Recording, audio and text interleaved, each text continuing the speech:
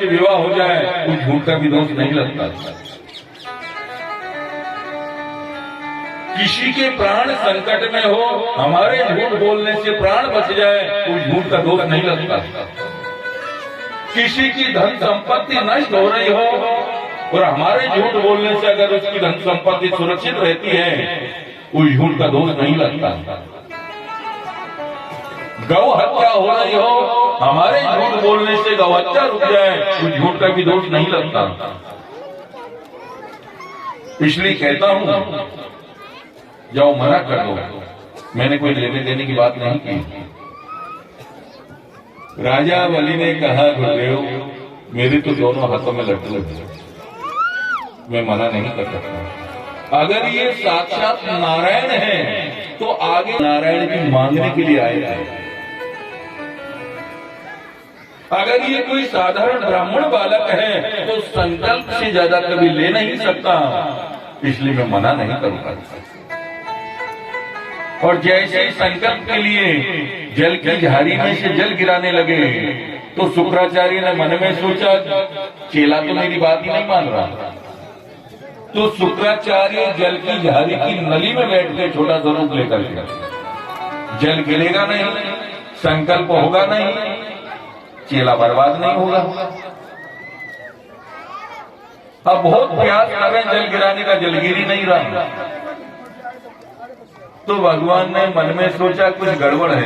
भगवान ने अपने कुशा के आसन से कुशा निकाली और जल की झाड़ी की नली में जैसे कुशा परोई है तो शुक्राचार्य की एक आंख पधार गई। भगवान शायद ये कहना चाह रहे हैं कि गुरु श्रेष्ठ वो है जो सबको एक दृष्टि से देखे, दो दृष्टि से देखने वाला गुरु श्रेष्ठ नहीं मानते, यानी कि सबको समान भाव से देखे, कहने का भाव। और जैसे ही संकल्प हुआ भगवान ने विराट रूप धारण किया। बोले विराट भगवान की। भगवान वामन का सिर जैसे आकाश को छूने लगा हो।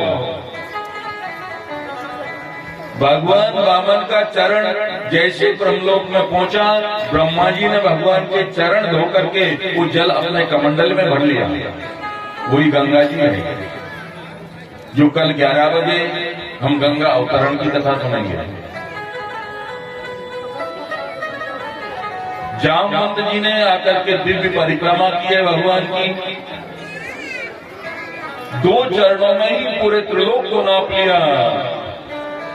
भगवान वामन ने कहा बड़ी बड़ी बातें कर रहा था, जो मांगोगे सो मिलेगा, अब बता तू तीसरा चरण कहाँ रखूंगा। राजा बलि ने कहा प्रभु एक बात बताओ, धन बड़ा है ये धन का मालिक बड़ा है। भगवान ने कहा बड़ा तो मालिक ही होता है। तो प्रभु अभी तक आपने मेरे धन को नापा है, मेरी संपत्ति को नापा है, ये धन का मालिक आपके सामने खड़ा है, तीसरा पैर आप यहाँ रखिए। और जैसे ही भगवान वामन ने राजा बलि के सिर को पर पैर रखा, राजा बलि को सुतल लोक पहुंचा दिया। भगवान ने मन में सोचा कि सुतल लोक का राजा तो मैं अपनी मर्जी से बना रहा हूं, लेकिन इससे पूछ लूं, अगर किसी कुछ वरदान चाहिए तो पूछ लूं। राजा ये सुतल लोक का राजा मैं अपनी मर्जी से बना रहा हूं, और तू कहेगा कि मुझे स्वर्ग का राज वापस चाहिए तो भले इंद्र से मुझे युद्ध करना पड़े, वापस ला करके दूंगा। तू बोल तो सही क्या चाहिए। राजा बलि ने कहा तो प्रभु त्रिलोक का राजा बनाया आपकी कृपा थी, आज त्रिलोक छीन लिया ये भी आपकी कृपा है, मुझे कुछ नहीं चाहिए। बोल कुछ तो बोल बेटा। बोले प्रभु अगर देना ही चाहते हो तो एक ही वरदान दे दो, जब भी मैं महल में प्रवेश करूं आपका ही दर्शन करूंगा, जब भी महल से बाहर निकलूं आपका ही दर्शन करूंगा। भगवान ने कहा इसका मतलब तो ये हुआ हम तुम्हारे पहरेदार बन जाए, चौकीदार बन जाए। राजा बलि ने कहा मैंने कब कहा ऐसा।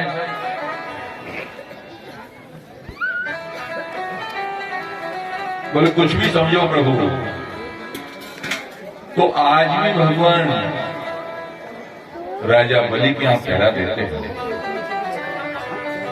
हम जो कहते हैं ना देव सो गए, देखो समझने वाली बात है। हम जो कहते हैं देव सो गए, देव सोते नहीं है। जब देवता ही सो जाएंगे दुनिया कैसे चलेगी? यानी कि इन दिनों में भगवान नारायण राजा बलि के यहाँ पहरा देने चले जाते हैं। इसलिए हमारे यहाँ शादी विवाह बंद हो जाता है कि बिना नारायण की उपस्थिति के हम बेटा बेटी का विवाह कैसे करें।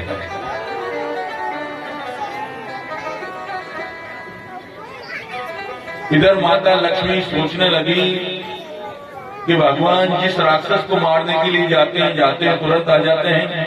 बहुत दिन हो गए, क्या बात आए नहीं। नारद जी का वहां आगमन होता है। नारद जी ने कहा माता जी भूल जाओ अपने पतिदेव को, आपके पतिदेव ने तो चपरासी की नौकरी कर ली। माता लक्ष्मी ने कहा भांग तो पी करके नहीं आए हो नारद जी, जो लक्ष्मी के स्वामी हैं, रत्नाकर के जवाई हैं, वो किसी की नौकरी करे। और पूरी कथा सुना दी नारद जी ने कि कैसे भगवान राजा बलि के वचनों में आ गया। और उपाय भी बता दिया कि माता जी अगर आपको पति चाहिए तो राजा बलि के यहाँ चले जाओ, रक्षाबंधन का त्योहार आएगा, आप राखी मांगना राजा बलि को। अब वो कहे मांग क्या चाहिए तो मांग लेना, ऐसे पति नहीं मिलेगा तेरा। रक्षाबंधन का त्योहार आया, माता लक्ष्मी राजा बलि के यहाँ पहुंची, राखी बांधी। राजा बलि ने कहा बहन बोल क्या चाहिए, जो मांगोगी तो मिलेगा। तो माता लक्ष्मी ने कह दिया कि भैया देना चाहते हो, जो द्वार पर तुम्हारा पहरेदार है ना उसी को दे दो। तो भगवान नारायण के रूप में माता लक्ष्मी के साथ में वापस आए। लेकिन जो हम कहते हैं देव हो गए, इन दिनों में आज ही भगवान राजा बलि के यहाँ पहरा देते हैं, चौकीदार बना करके, द्वारपाल बना करके। ऐसे भगवान वामन राजा बलि के ऊपर कृपा करते हैं। अब हम कल संक्षिप्त राम कथा, इसमें राम जी के विवाह की झांकी का भी हम दर्शन करेंगे। और सायंकाल की वेला में मेरे कन्हैया का अवतार होगा, नंद उत्सव भी हम मनाएंगे। लेकिन कल जब भगवान कृष्ण का अवतार होगा और कन्हैया को तो माखन मिश्री का भोग लगता है, और माखन तो सभी घर में बनता है, सभी घर में माखन बनता है। यहाँ जो लौड़े घी होता है ना, जो हम अपनी भाषा में यहाँ बोल रहे हैं, वो मक्खन है। माताएं अपने अपने घरों से जिनको भगवान कन्हैया को बाल रूप में जो माखन खिलाना है, माखन मिश्री का भोग जो लगेगा, कल प्रसाद में सब माता माखन मिश्री ही लेकर के आए। यहीं हम सबको वो प्रसाद सभी को मिलेगा। और आइए आरती के लिए पंडित जी तैयारी करें।